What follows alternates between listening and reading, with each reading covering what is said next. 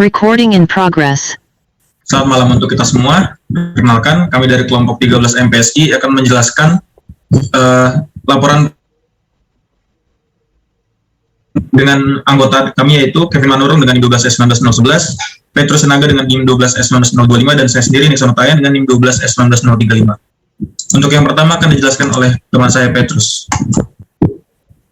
Oke, di sini saya akan menjelaskan tentang Project Charter, di mana Project Charter kami ini memiliki judul proyek tentang pengembangan aplikasi manajemen proyek tugas akhir yang dimulai dari tanggal 30 Agustus 2021 dan tanggal akhirnya itu 3 Desember 2021.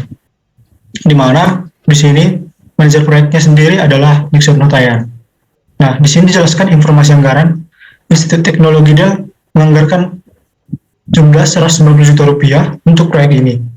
Biasa teralokasi untuk pekerjaan manajer proyek A sekitar 8 jam per hari selama 3 bulan. Staf internal lainnya 8 jam per hari selama 3 bulan dan 2 minggu. Dan untuk instalasi software pada perusahaan yang memberikan proyek. Dan di sini terdapat 7 proyek di mana di sini akan memberikan solusi terhadap masalah yang terjadi pada proses manajemen proyek tugas akhir yang belum diproses secara komputasi. Nah, selanjutnya adalah executive summary. Nah, pada kegiatan manajemen tugas akhir di Institut Teknologi Dell, di sini masih menggunakan sistem yang manual, sehingga hal ini menyebabkan proses manajemen tugas akhir menjadi kurang efisien.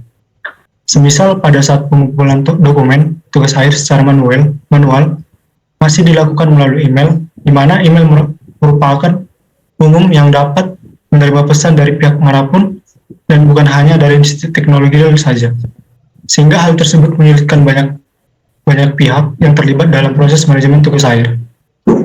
Maka dari itu, Institut Teknologi Dell akan membangun sebuah aplikasi manajemen proyek tugas akhir untuk prodi sarjana sistem informasi Institut Teknologi Dell. Aplikasi ini nantinya akan digunakan oleh mahasiswa, dosen, dan pemangku kepentingan lainnya yang terlibat. Dengan adanya sistem manajemen proyek tugas akhir, mahasiswa dan dosen dapat membuat jadwal dan untuk melakukan bimbingan terlebih dahulu, serta sistem ini nantinya juga dapat menyimpan seluruh progres tugas akhir dalam satu direktori, sehingga lebih mudah untuk mengaksesnya.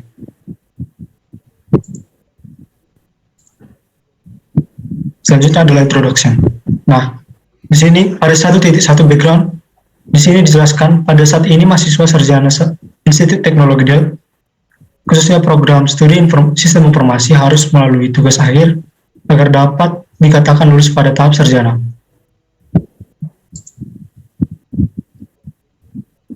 Current situation-nya di sini alur utama yang akan terjadi pada proses manajemen tugas akhir yaitu pertama, mahasiswa harus mendaftarkan diri terlebih dahulu untuk dapat mengikuti tugas akhir.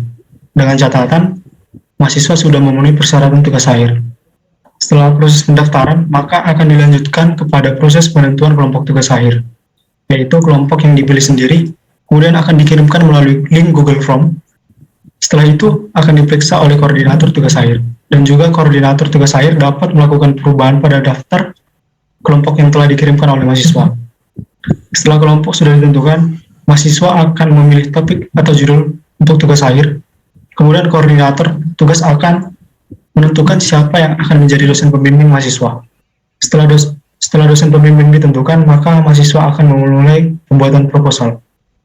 Ketika sedang melakukan pembuatan proposal, pihak koordinator di tugas akhir akan menentukan dosen penguji untuk mahasiswa. Berikutnya, koordinator tugas akhir akan mengirimkan link Google Form yang berisi persyaratan yang siap maju. Ketika kegiatan seminar proposal, dosen penguji melakukan penilaian secara manual yaitu pada sebuah kertas, kemudian memberikannya kepada pihak BAK dan akan memasukkan nilai secara manual di dalam komputer.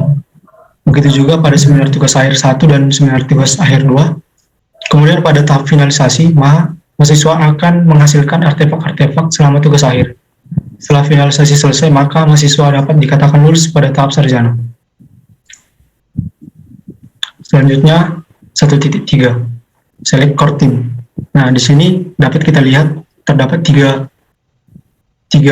tabel. Yang pertama itu adalah stakeholder, jumlah deskripsi jabatan. Nah, yang pertama itu adalah project manager, di mana jumlahnya itu adalah 1 orang.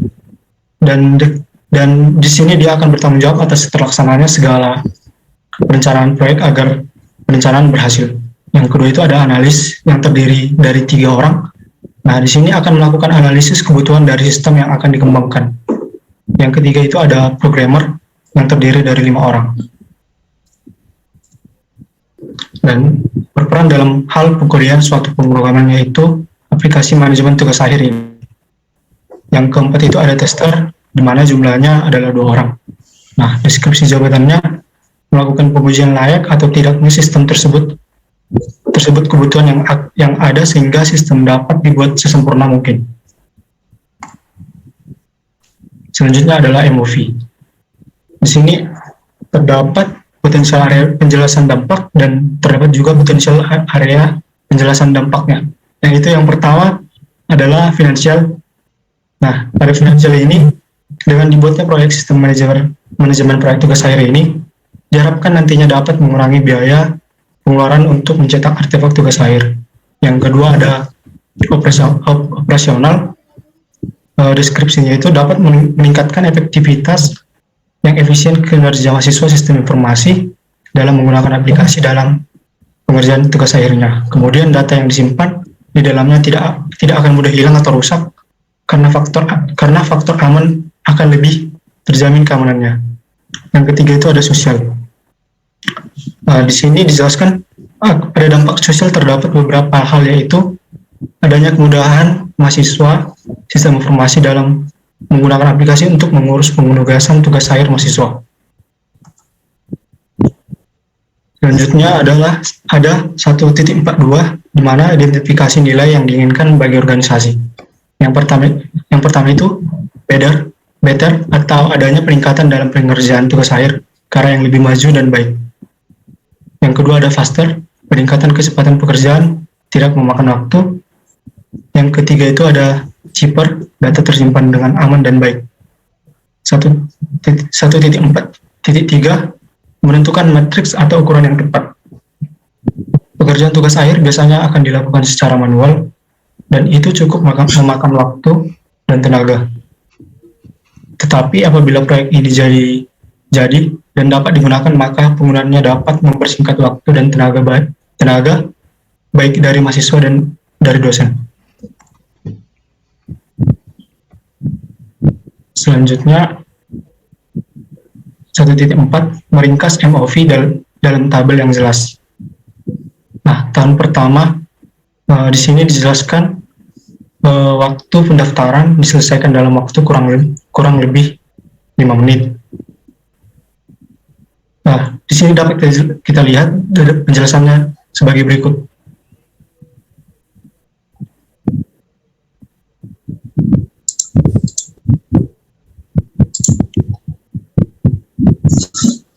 Selanjutnya, introduction alternatif.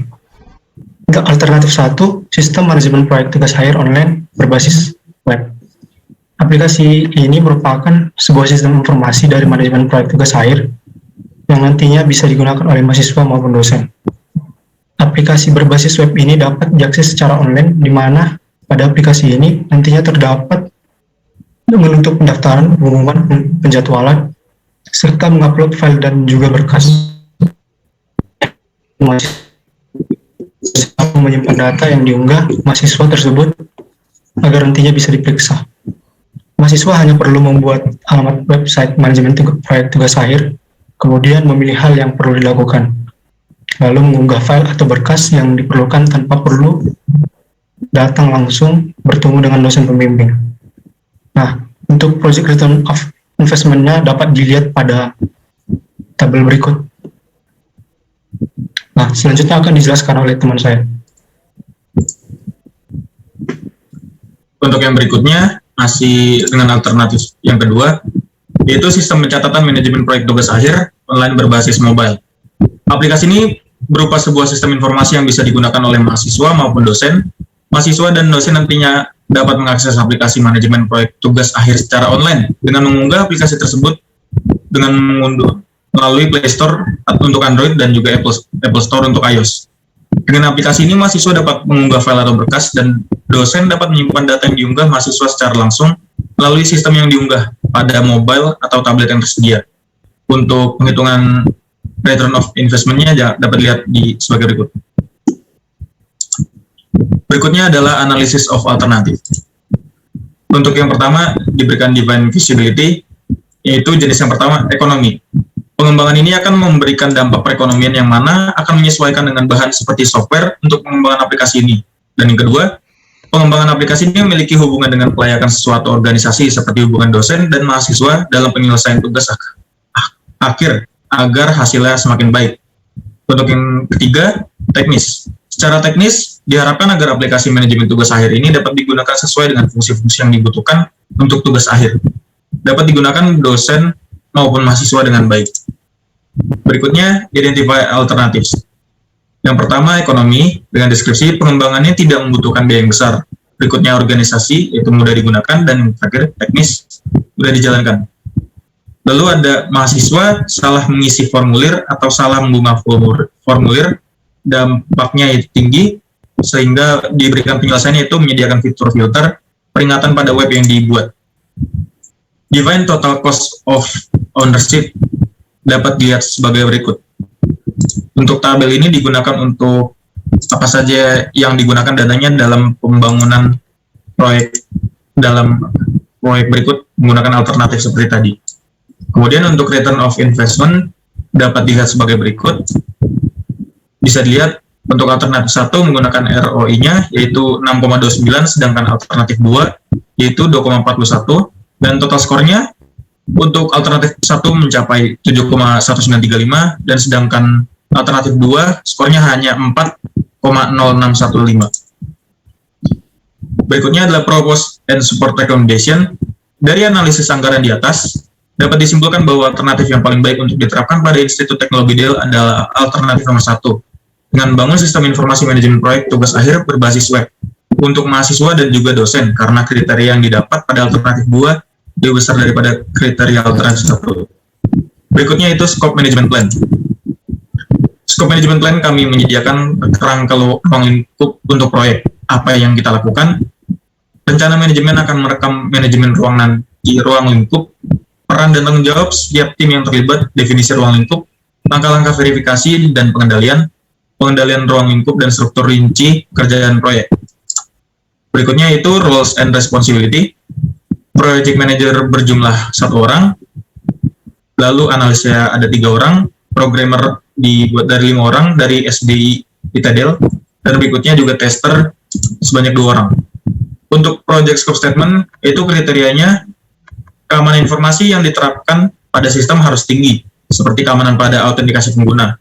Berikutnya perlu melakukan 3 kali testing produk sebelum aplikasi atau produk launching dan dipublikasikan. Dan ada rancangan biaya pada project management plan tidak lebih dari biaya yang disediakan, dan jika memungkinkan harus lebih kecil. Untuk berikutnya dapat dibaca sebagai berikut. Project assumption. Proyek aplikasi manajemen proyek tugas akhir ini memiliki tujuan yang mempermudah kegiatan memproses dokumen tugas akhir, serta proses penjadwalan dan penilaian. Proyek aplikasi manajemen proyek tugas akhir ini diasumsikan sebagai aplikasi cross-platform yang akan selalu memperbarui dan meningkatkan fitur serta sistem sehingga dapat mempermudah pengguna. Berikutnya ada project constraint. Yang pertama, fitur yang akan diterapkan pada proyek sesuai dengan permintaan stakeholder dan klien serta telah disepakati sebelumnya. Berikutnya, proyek berjalan sesuai dengan anggaran dana yang telah disepakati dan disiapkan sebelumnya sesuai dengan dokumen kebutuhan yang telah disepakati. Untuk berikutnya dapat dibaca sebagai berikut. Kemudian untuk struktur organisasi dari scope management plan. Yang pertama ada project owner di paling atas, berikutnya ada project manager, kemudian di level 3 ada sistem analis, programmer, tester, administrator, dokumentator, serta desainer. Kemudian berikutnya, pada pengembangan sistem ini kami menggunakan struktur organisasi proyek, dikarenakan struktur organisasi ini bekerja dengan mengatur dan dapat mengordinasikan segala sumber daya yang tersedia, bahan-bahan tenaga kerja, peralatan, serta modal yang diperlukan. Dengan struktur ini dapat menerapkan sistem yang efektif dan efisien yang sesuai dengan kebutuhan yang sangat sesuai pada pembangunan aplikasi seperti manajemen tugas akhir. Samping untuk mewujudkan tujuan dengan maksimal, struktur ini juga dapat menyusun mekanisme untuk pengendalian proyek, mengelompokkan tanggung jawab pada setiap kegiatan. Untuk struktur yang telah didesain adalah sebagai berikut. Ada project owner, kemudian ada project manager, Berikutnya ada sistem analis, designer, programmer, tester, administrator, dan juga dokumentator. Untuk struktur organisasi akan dijelaskan oleh teman saya Kevin. Struktur organisasi untuk proyek kami ini sebagai berikut, yaitu project owner, project manager, sistem analis, programmer, tester, administrator, dokumentator, dan designer.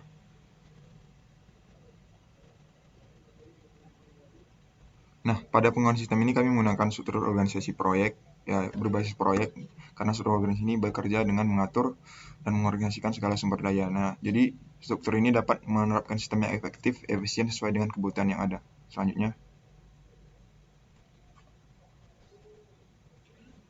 Nah, di sini ada yang pertama itu ada project owner yang memiliki proyek, yang kedua itu ada project manager yang mengatur dari jalannya proyek dari awal hingga akhir. Selanjutnya. Nah, sini ada sistem analis. Sistem analis ini yang bertugas untuk menganalisis requirement yang ada, dan selanjutnya yang keempat itu desainer. Desainer ini untuk mendesain dari hasil analisis yang telah diterima. Selanjutnya. Nah, yang kelima ini ada programmer. Programmer inilah yang mengimplementasikan hasil desain dan semua fungsi-fungsi yang ada. Yang sebenarnya tester ini bertanggung jawab untuk merencanakan jaminan kualitas dan pemeriksaan bug dan sebagainya. Selanjutnya. Nah, di sini ada administrator, ini tugasnya untuk memastikan proyek berjalan dengan baik, dan selanjutnya itu ada dokumentator, yaitu untuk mendokumentasi dan menyediakan informasi aktivitas yang sudah dilakukan selama proyek berlangsung. Selanjutnya. Nah, di sini bisa dilihat ada WBS yang telah kami buat di Project Libre.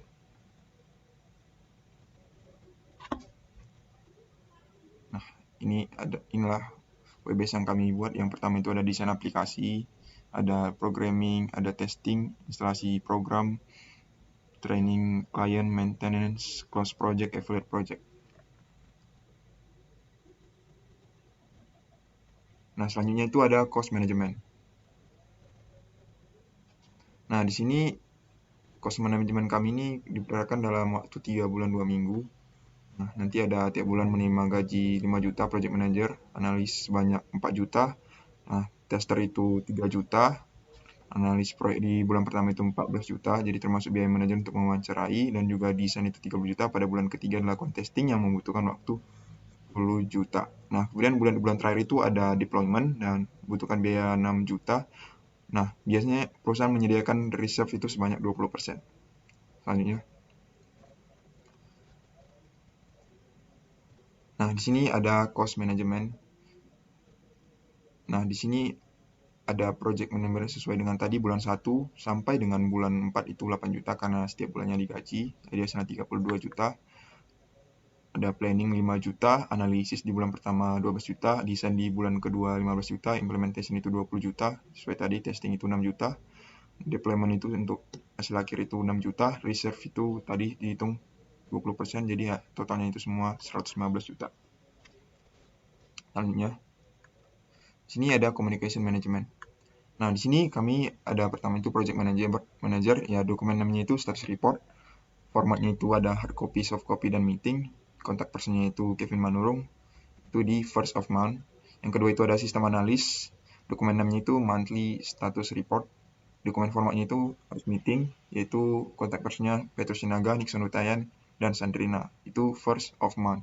Programmernya itu sendiri di dokumennya itu sudah pasti software implementation plan.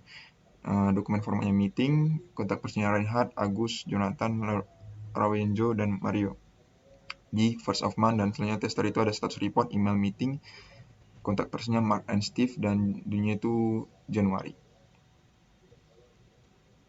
Selanjutnya, nah di sini ada risk manajemen atau manajemen risiko. Ini untuk mengantisipasi terjadi risiko. Jadi kemungkinannya itu ada low itu di bawah 30%, medium 30%, dan 70%, high itu lebih dari 70%. Selanjutnya, nah, di sini ada keterangan beserta ancaman risiko untuk dampak. Yang pertama itu infrastruktur kurang, itu biayanya tidak sesuai estimasi, bertambahnya pengeluaran, probabilitasnya itu masih medium, dampaknya juga medium. Anggota tim sakit, anggota tim proyek itu tidak dapat mengikuti rapat, risikonya itu timeline jadi mundur, probabilitasnya itu high 70%, dampaknya medium. Untuk selanjutnya dapat dilihat. Selanjutnya, nah ini selanjutnya itu dari mulai komunikasi buruk, kinerja buruk, teknologi tidak tepat, perencanaan kurang, infrastruktur kurang. Di sini ada probabilitas dan dampaknya. Selanjutnya, nah di sini ada rahasia akan dijelaskan oleh teman saya Nixon. Di sini yaitu RACI, ada pula sebutannya yaitu responsible, kemudian accountable, consult, dan inform. Untuk penjelasannya itu responsible adalah orang yang mengerjakan aktivitas pengerjaan tersebut. Kemudian berikutnya accountable, yaitu orang yang punya wewenang untuk memutuskan apa yang harus dilakukan dan kenapa untuk mengetahui apa aja yang terjadi dalam aktivitas pengerjaannya. Berikutnya ada consult, yaitu orang yang bisa memberi masukan atau saran dalam aktivitas pengerjaan. Dan yang terakhir inform, yaitu hanya sekedar mengetahui bahwa ada aktivitas pengerjaan yang sedang dilakukan. Untuk pemetaannya dapat dilihat pada tabel berikut, yaitu sudah dipetakan dalam define project goal, plan project, execute project plan, close project, serta evaluate project. Sekian dari presentasi kelompok kami. Jika ada kekurangan mohon dimaafkan. Sekian, terima kasih.